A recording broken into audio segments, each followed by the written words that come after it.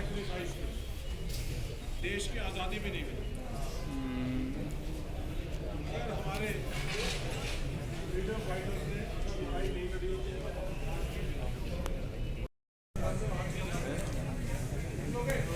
Yes sir.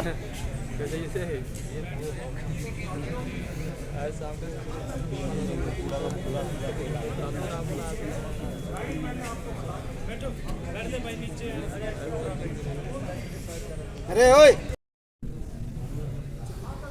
सामाजिक न्याय भारत जोड़ो यात्रा सामाजिक न्याय की यात्रा है। भारत जोड़ो न्याय यात्रा जब 150 मेंबर ऑफ पार्लियामेंट को बाहर निकालकर कई कानून पास कर दिए गए तो वो न्याय नहीं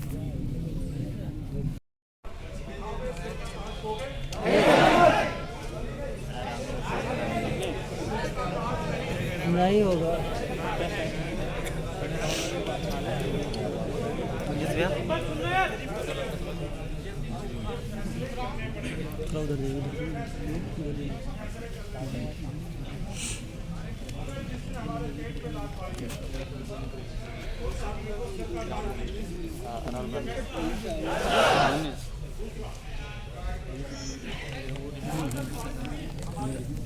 तो मसौदा पूरा फाइनलाइज करने के लिए हमें थोड़ा और समय लगाई है।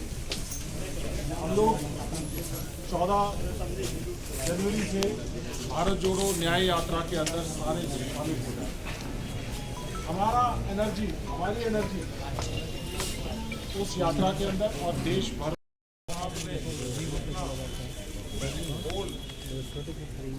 अर्जुन ने जिस तरह से मारने का था, आज भी बैनर का वीडियो बना।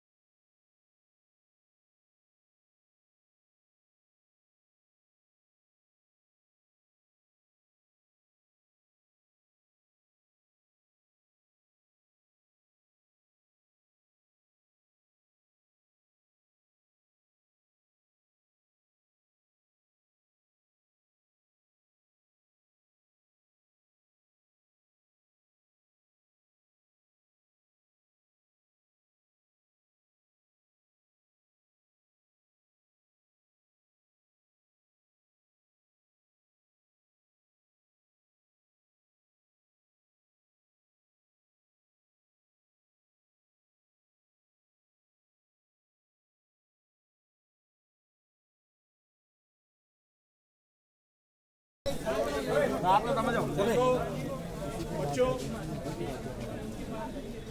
मैंने अभी 2 बार बातचीत करी है।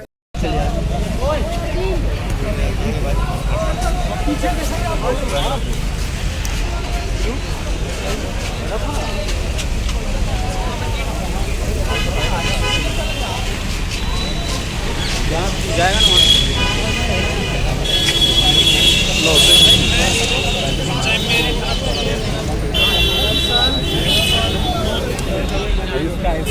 राजू इसका कैमरा ले दिखाइए।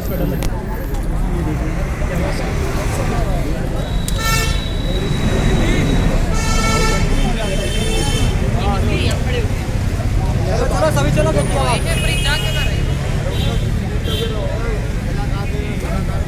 मेरा भी ले लो।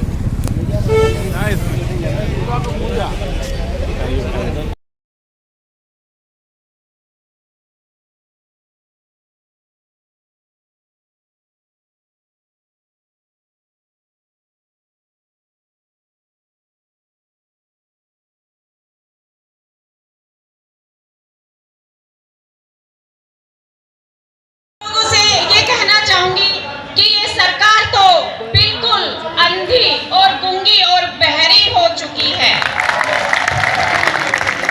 जिस तरह से यह युवा जो देश की रीढ़ की हड्डी है, ये आप लोगों की ही बात नहीं सुन सकती है कि इतनी कड़ी ठंड में आप लोग पूरे देश से चलकर यहाँ जंतर मंतर पर इकट्ठे हुए हो। यह देखकर हम हमारे देश के प्रधानमंत्री को शर्म आनी चाहिए। ये युवा, आपसे मैं प्रधानमंत्री मोदी जी से पूछना चाहती हूँ कि मोदी जी, ये युवा आपसे यहाँ मांगने क्या आए हैं? सिर्फ यह देश की सेवा करना चाहते हैं और उस सेवा का मौका भी आप इन्हें नहीं देना चाहते हो। आपने सेना में भी राजनीतिकरण कर दिया है। आप देश को किस दिशा में ले जा रहे हो? आपको इन युवाओं की आवाज सुननी चाहिए। ये युवा सिर्फ यहाँ जो बैठे आप देख रहे हो, ये सिर्फ युवा नहीं है, इनके पीछे इनके परिवार के भी 10-10 लोग हैं। तो अगर मैं कुल मिलाकर आपको कहना चाहूंगी तो ये देश की आधी आबादी के रूप में यहाँ बैठे हैं और आप लोगों को यही समझ नहीं आ रहा है कि आप युवाओं के साथ किस तरह से खिलवाड़ कर रहे हो। मोदी जी, आप भर्तियां निकालते हो, युवा अपनी तन मन धन से मेहनत करते हैं। इतने गरीब घर से ये साथी आए हैं और इनको इनके माता पिताओं ने कहीं कहीं जाकर कोचिंग दिलाई है। इन्होंने रात 3-3 बजे उठकर अपना अभ्यास कर ये यहाँ इस मुकाम पर पहुँचते हैं। सारे घर से इन्हें आर्थिक स्थिति के रूप में गुजरना पड़ता है और जब ये बहुत ही नजदीक पहुँच जाते हैं, ये सोचते हैं कि अब हमें देश में सेवा करने का मौका मिलेगा, तो आप उन्हें इनके अधिकारों से वंचित कर देते हो। मोदी जी, आपसे मैं यही कहना चाहूँगा, सुन लिया था वो बिल्कुल ही गलत है, उसके लिए वो निंदनीय था, लेकिन वो उस बोझ को झेल नहीं पाए। सालों की मेहनत को देखते हुए उन्होंने अफरा तफरी में वो सुसाइड का निर्णय ले लिया था। वो बिल्कुल ही गलत था, लेकिन आप लोगों ने संयम बरता। उस टाइम में उनकी को और शरीर को कड़ा धक्का लगा था, उनकी अरमानों पर पानी फिर गया था, इसलिए उन्होंने गलती से कोई ऐसे गलत कृत्य कर दिए थे। उनकी भी हम माफी मांगते हैं कि उनके चक्कर में कहीं हमारी ज्वाइनिंग और हमारे एयरपोर्ट आर्मी के एग्जाम रोके जा रहे हैं। तो हम सरकार से गुजारिश करते हैं कि हम सारी गलतियां मानते हैं।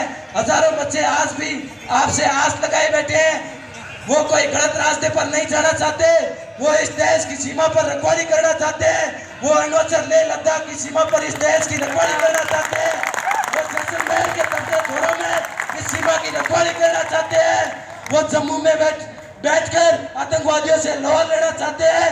इसी उम्मीद और आशा के साथ आज ये हजारों भाई आपसे अपना हक मांग रहे हैं, इस देश की एक वर्दी मांग रहे हैं, कोई आपसे रोजगार नहीं मांग रहे हैं।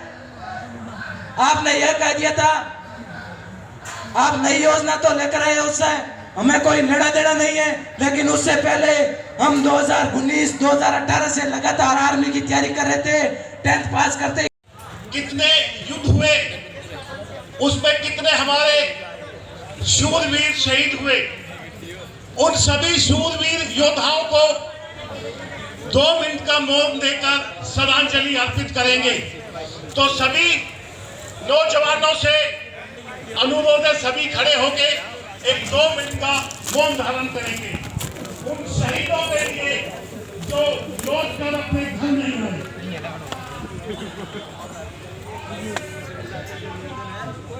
अगर सरकारें भी नहीं झुकी, कोई भी नहीं माना, तो कोर्ट हमें न्याय देगा। जहाँ सबको न्याय मिलता है ना, न्याय की मूर्ति कहते हैं कोर्ट को। मगर हमें वहाँ पे भी क्या मिला, वहाँ पे भी हमारे साथ अन्याय हो गया।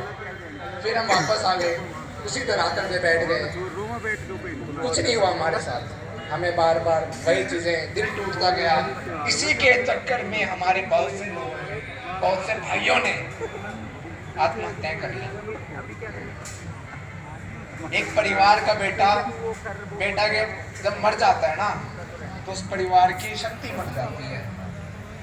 बेटे के सारे माँ बाप अपनी पूरी जिंदगी इमेजिन करते हैं कि वो हमें बुढ़ापे का सहारा